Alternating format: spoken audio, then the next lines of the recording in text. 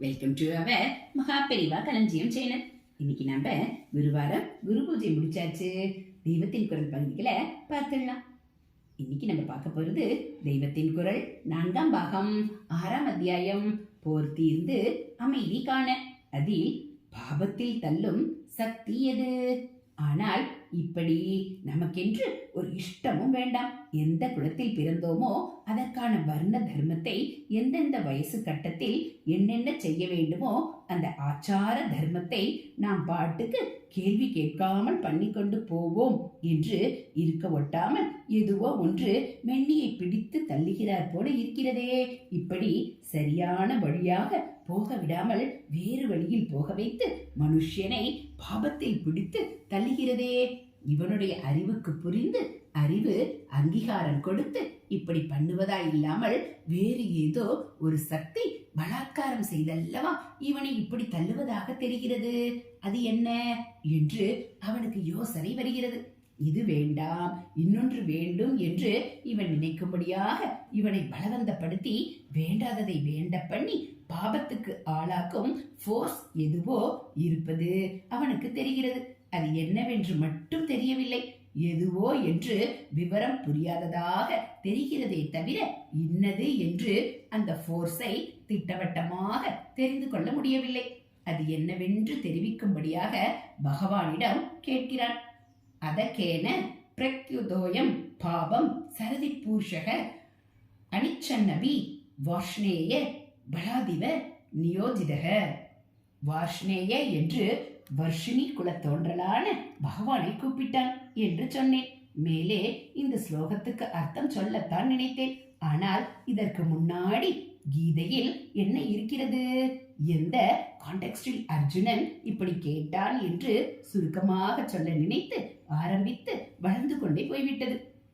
அப்புறம் டெவலப் பண்ணலாம் என்று நான் நினைத்திருந்த சரக்கில் அநேகம் இப்போதே வந்துவிட்டது. ஆகக்கூடி சம்பந்தமில்லாத விஷயமில்லை. ஆனாலும் அதாவது நீ சொல்கிறபடி மனசின் இஷ்டம் என்று ஒன்று இல்லாமல் பட்ட கட்டை மாதிரி ஆக்கி கொண்டு சாஸ்திரப்படி வாய்த்த சுதர்மாவை பண்ணலாம் என்று ஒரு ஜீவன் நினைத்தானாலும் அயம் புருஷக, இந்த ஜீவனானவன் புருஷன் என்பதே புருஷன் என்றும் நீளும். விழி நிழல் முதலான வார்த்தைகள் வீழி நீழல் என்று நீள்கிற மாதிரி. ஆனாலும் இந்த ஜீவனானவன் அனிச்சன்னபி புத்திபூர்வமாக அப்படி ஆசைப்படாவிட்டாலும் நன்றாக ஆலோசித்து பார்த்து வேண்டும் வேண்டாம் என்று ஒன்றை விட்டு ஒன்றை எடுத்துக்கொள்ளாவிட்டாலும் இன்வாலண்டரியாகவே கேன யாரால் பிரத்யுக்த நன்றாக ஏவப்பட்டு பிடரியை பிடித்து தள்ளுகிறார் போல யாரோ இவனை வேண்டும் வேண்டாம் என்கிறவற்றில் தள்ளுவது தெரிகிறது. அது யார் என்று தெரியவில்லை. கேன யாரால் பிரயுக்த வன்மையாய் ஏவப்பட்டு பலாத்காரமாக நியோஜித இவ உந்தி தள்ளினார் போல. யோஜ் என்பது வேர்ச்சொல், இன்னொன்றோடு சேர்ப்பது பிணைத்து பூட்டுவதுதான் யுஜ். யுஜ் என்பதன் அடியாக யுக்தம் என்று சொல்கிறோம். யோஜ் என்பதன் அடியாகவே யோகம் என்கிறோம். சித்தம் சிதறவிடாமல் சேர்த்து பூட்டி பிணைப்பதால் அது யோகம். மாட்டை பூட்டி பிணைக்கிற ஏற்காலை யோக் என்று சொல்வது இந்த தாதுவில் இருந்துதான். யோஜ் என்பதிலிருந்து யோஜித பூட்டி பிணைப்பது ஏதோ ஒன்றிலே செலுத்துவதற்காகத்தான். மாட்டை ஏற்காலில் பிணைப்பது அதை வாயில் செலுத்தத்தான்.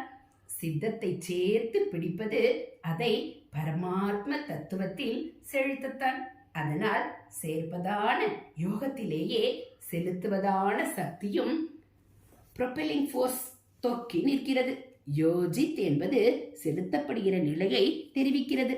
ஒரு வார்த்தைக்கு முன்னால் நீ என்று போட்டால் அது 2-3 தினசான புது அர்த்தத்தை கொடுக்கும்.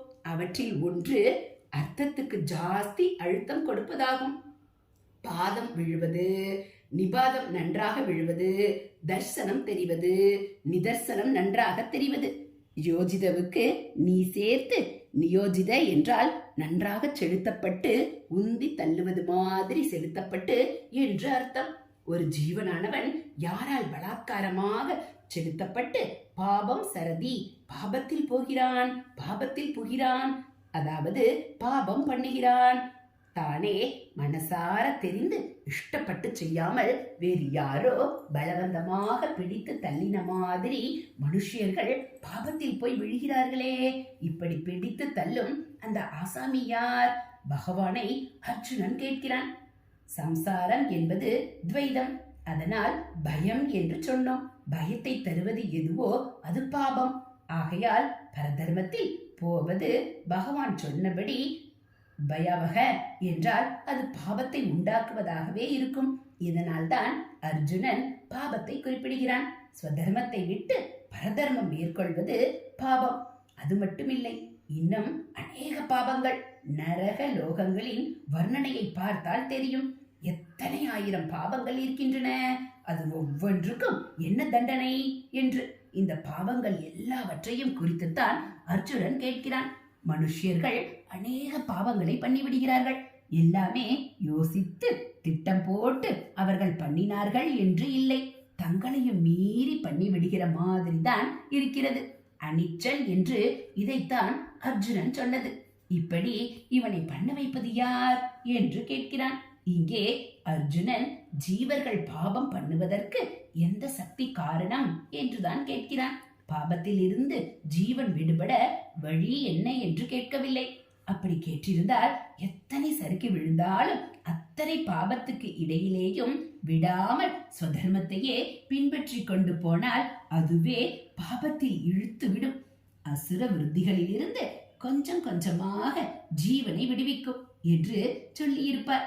ஏற்கனவே இதை அவர் அவனுக்கு சொல்லி ஆயிற்று.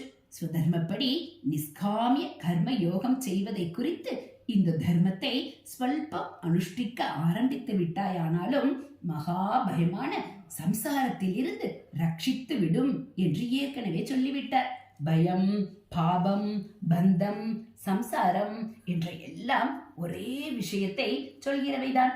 ஆகையால் பயத்திலிருந்து ரட்சிப்பது என்றால் பாபத்திலிருந்து மீட்பது என்றே அர்த்தம். இப்போது அர்ஜுனன் பாப விமோச்சனத்துக்கு வழி கேட்கவில்லை. ஏற்கனவே அவர் சொல்லிவிட்டார் என்பதால் இருக்கலாம். பின்னே என்ன கேட்கிறார் என்றால், தேவ அசுர குணங்களின் சண்டையில் அசுரர்களான பாப விருத்திகளை உண்டாக்கி அவற்றில் ஜீவனை தூண்டி விடுகிற சக்தி என்ன? ஒரு மனுஷனை பாபத்திலே கட்டாயப்படுத்தி புகுத்துகிற ஆசாமியார் என்றே கேட்கிறான். ஹரஹர சங்கர ஜெய ஜெய சங்கர, ஹரஹர சங்கர ஜெய ஜெய சங்கர. மகா பெரிவா சரணம். இது போல தெய்வத்தின் குரல் பகுதிகளை நீங்க தினந்தோறும் கேட்கணும் அப்படின்னா மறக்காம நம்ம சேனலை சப்ஸ்கிரைப் பண்ணுங்க. கூடவே பெல் ஐக்கானை கிளிக் பண்ணி ஆங்கிற பட்டனையும் அழுத்திடுங்க. அப்ப நம்ம போடக்கூடிய தெய்வத்தின் குரல் பகுதிகள் உங்களுக்கு உடனே நோட்டிபிகேஷனா வந்துடும். நம்ம சேனல்ல வரக்கூடிய மகா பெரிவா மகிமை, ஆன்மீக கதைகள், தெய்வத்தின் குரல் பகுதிகள் எல்லாம் உங்களுக்கு பிடிச்சிருந்தா ஒரு லைக்கும் கமெண்ட்டும் கொடுத்து உங்களுக்கு தெரிஞ்சவங்களுக்கும் ஷேர் பண்ணுங்க. தேங்க்யூ.